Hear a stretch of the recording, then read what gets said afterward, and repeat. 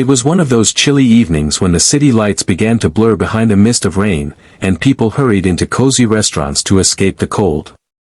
Inside Mason's diner, laughter and the smell of hot soup filled the air.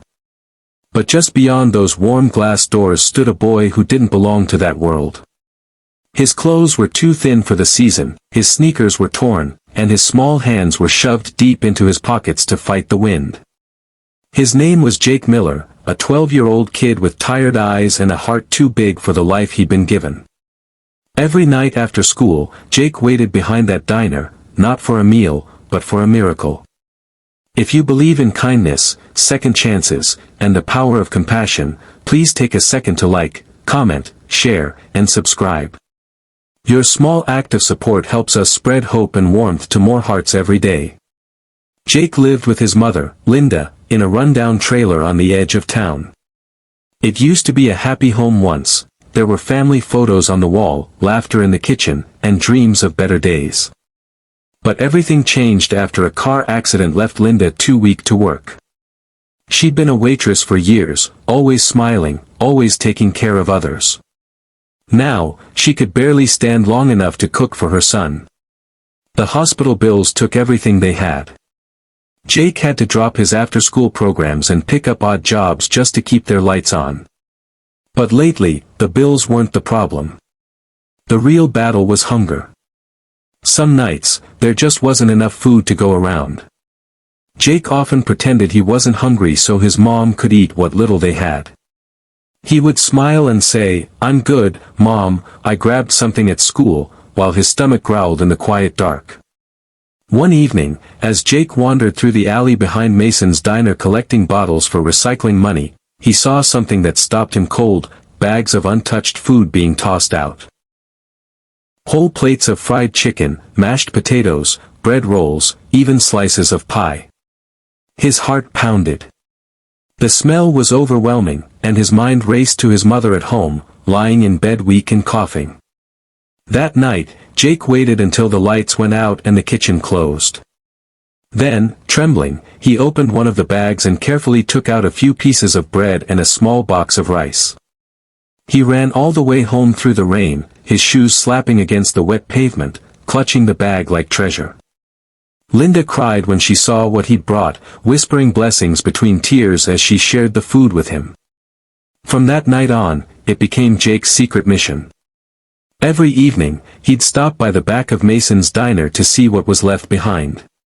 He never took more than he needed, just enough to feed his mom. It wasn't right, but when you're poor and desperate, survival becomes your only rule. But everything changed one Friday night. The sky was heavy with snow, and Jake's fingers were so cold he could barely move them. He reached for a takeout box on top of a trash bin when a deep voice cut through the quiet. "Hey, kid. What do you think you're doing?" Jake froze. Standing a few feet away was Tom Mason, the owner of the diner himself, a tall man in his 40s with a firm voice and kind, weathered eyes. Tom had built the diner from scratch years ago after losing everything in the recession. He knew what struggle looked like, but in that moment, all he saw was a scared boy stealing food. Jake backed away, stammering, I wasn't stealing, sir. My mom's sick," and his voice broke before he could finish. Tom's anger melted instantly. He stepped closer, noticing the boy's shaking hands and sunken cheeks. "When's the last time you had a real meal, kid?" Jake didn't answer. He just looked down at his shoes. Tom sighed, motioned toward the back door, and said, "Come on in."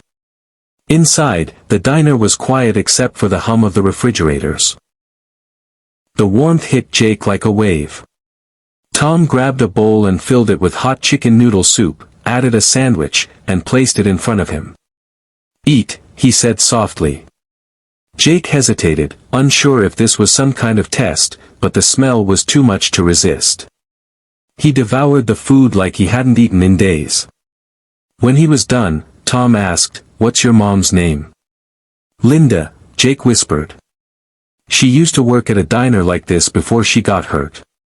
Tom's jaw tightened. He could see his younger self in that boy, the same hunger, the same pride, the same love for family. He didn't say much that night. Instead, he packed up a full dinner, chicken, rice, bread, and a slice of apple pie, and handed it to Jake. "Take this home. Tell your mom it's from a friend." That moment changed everything. From then on, every night before closing, Tom made sure a meal was packed and labeled for Jake's mom. He told his staff it was a new company policy: no good food goes to waste. At first, Jake couldn't believe it. He'd show up shyly, pick up the bag, whisper a thank you, and run home smiling. Linda was overwhelmed the first time she opened the box and saw warm, fresh food. "Who did this?" she asked, eyes full of tears. Jake smiled and said, "Just someone kind." Weeks went by, and Tom began to see Jake more often. Sometimes, he'd invite him inside to help mop the floors or stack chairs after closing. Jake worked hard, never complained, and always said thank you. The staff grew fond of him. Tom started teaching him simple kitchen skills: how to flip pancakes, wash dishes, plate meals, and even how to treat customers with respect. Soon, Jake became part of the Mason's Diner family. He'd rush home after school, help his mom with her medicine, and then head to the diner to work for a few hours. Linda's health slowly improved with proper meals and care. Tom even helped her get checked by a doctor and covered the cost himself, saying it was just what neighbors do. One evening, after closing, Tom drove Jake home. When he stepped into their small trailer, the sight broke his heart: the leaky roof, the broken heater, the thin blankets. Linda tried to stand to thank him, her voice trembling with emotion. "You've done more for us than anyone ever has," she said. Tom shook his head. "No, ma'am. Your boy's the hero here. He never gave up on you. I'm just making sure he has what he deserves, a fair chance." As winter turned to spring, Jake's life began to bloom. He went back to school, his grades improved, and he worked part-time at the diner. Tom became like a second father to him, guiding him, teaching him, and showing him that kindness wasn't weakness, it was strength. Years rolled by.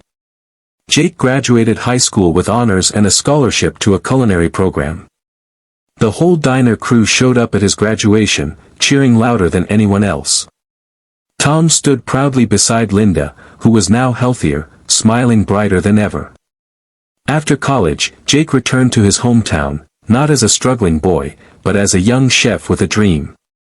Together, he and Tom expanded Mason's Diner into a new branch called Jake's Table, a place that offered free meals every Friday night to families in need.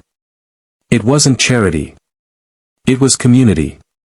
One evening, after closing the new restaurant, Jake stepped outside to the alley where his story began. He placed a warm takeout box on a small crate and wrote on it, "For anyone who needs this tonight. Jake." As he turned to leave, he noticed a young boy standing nearby, shivering in the cold, staring at the box just like he once had. Jake smiled gently and said, "Hey, kid. Come on in. Nobody should have to eat alone." If this story touched your heart, please like, share, and subscribe to our channel. Your support helps us tell more stories that remind the world how powerful simple kindness can be. Before you go, leave a comment below. What's one act of kindness you think can change someone's life? Because sometimes, the smallest gesture, a warm meal, a kind word, or a helping hand, can turn a cold night into the beginning of hope.